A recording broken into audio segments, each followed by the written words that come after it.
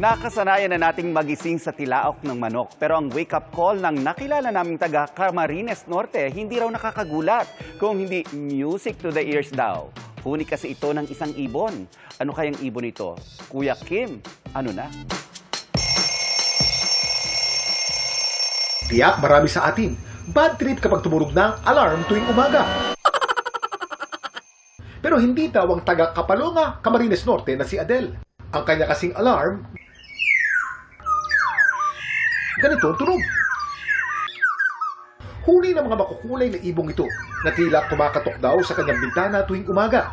Yung post ko po sa TikTok is parang last week lang siya. Pero simula po ng pandemic, lagi na po talaga silang pumupunta simula noon. Tapos hindi ko lang sila nakikita kasi meron pong kortina po. Ang mga bisita ni Adel, may mahabang tuka na kulay pink. Ang balahibo nito sa katawan, napakatingkad. Kulay dilaw sa mga lalaki at may pagkaberde naman sa mga babae. Habang itim naman ito sa parte ng mata, ulo, pakpak at buntot. Ang hindi ko na po pinabalik yung kortina. So kapag umuwi po ako dito, saka ko lang siya nakikita na ayun pala yung nagiging alarm clock is. Ang tawag sa ibong ito, Oriolus chinensis o black-naped oriole. Sa Bicol, kilala itong kalyaw o kikiyaw. Native ang mga ibong ito sa Pilipinas at sa maraming bahagi ng Asya. Madalas silang makita sa mga kagubatan at paminsan-minsan sa mga hardin at taniman. Ang kinakain nila mga prutas, insekto at uod. Sa ngayon, least concerned pa ang status ng mga kikiyaw. Pero mahalaga pa rin protektahan ang kanilang mga natural na tirahan para patuloy nating marinig ang kanilang mga huni. Na alam niyo bang meron palang pinapahiwatig?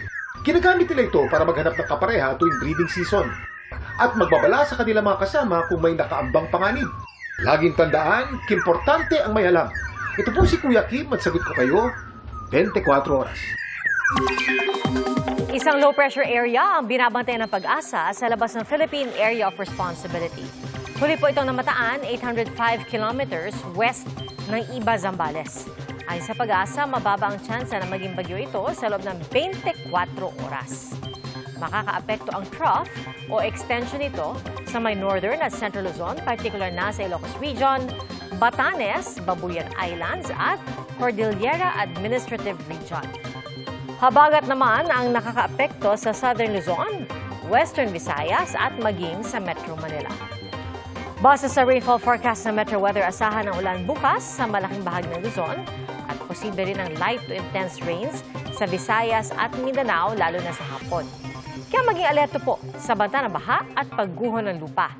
May chance rin ng light to heavy rains sa Metro Manila, kaya huwag kalimutang magdala ng payong. Dagdag bawas sa presyo ng petrolyo ang asahan sa susunod na linggo. Sa tansya po ng kumpanyang Unioil, 70 sentimo hanggang piso at 10 sentimo kada litro ang posibleng rollback sa diesel.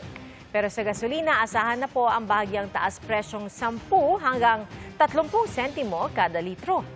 Ayon sa Oil Industry Management Bureau, ilan sa mga dahilan ng dagdag bawas sa presyo ay ang pagtaas ng pandaigdigang supply at ang paghina ng demand sa langis, gayon din ang pagkalma ng economic tension sa pagitan ng Amerika at China.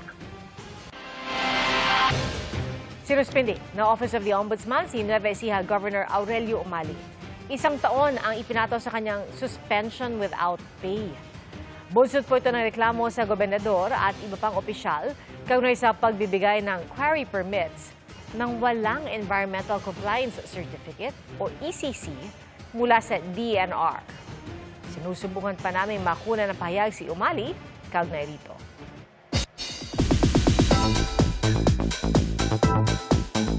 Sinusulong ni Heart Evangelista ang awareness sa mga sakit na maaaring makuha ng ating mga alaga matapos tamaan ng leptospirosis ang kanyang pet dog na si Panda. Yan at iba pang pinagkakaabalahan ni Kapuso Global Fashion Icon sa ating chika. Thankful si Heart Evangelista dahil doing fine na raw ang kanyang fur baby na si Panda matapos tamaan ng leptospirosis na maaaring nakuha sa paglusong sa baha kamakailan ng Kapuso Global Fashion Icon.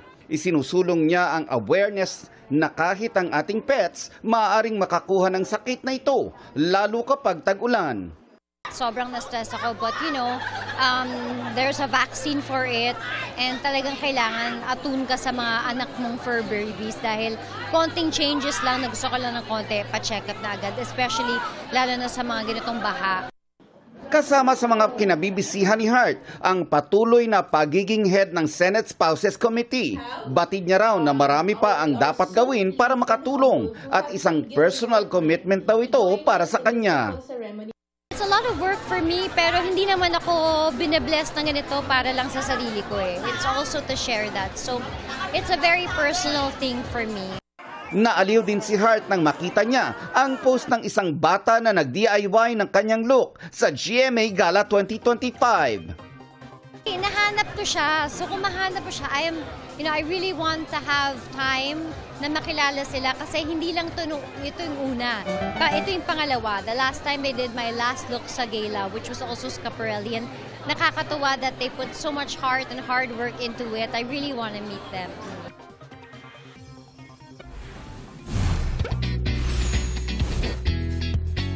Hindi lang tiyan ang mabubusog sa masasarap na pagkain sa isang pamosong pasyalan sa Ifugao dahil pati ang mga mata mabubusog sa ganda ng view. Pasyal tayo sa pagtutok ni Marie Sumali. Kung ang breakfast mo may ganito pang view, it's giving a perfect morning. Sure na busog ang mata mo sa majestic view ng Banawe Rice Terraces sa Ifugao. Silog man ang iyong kakainin o anuman ang nakahain, talagang mapapasarap ka ng kain. Perfect spot para sa mga nature lover at mahilig mag-relax ang Luntian at mala Stairway to Heaven na hagdan-hagdang palayan.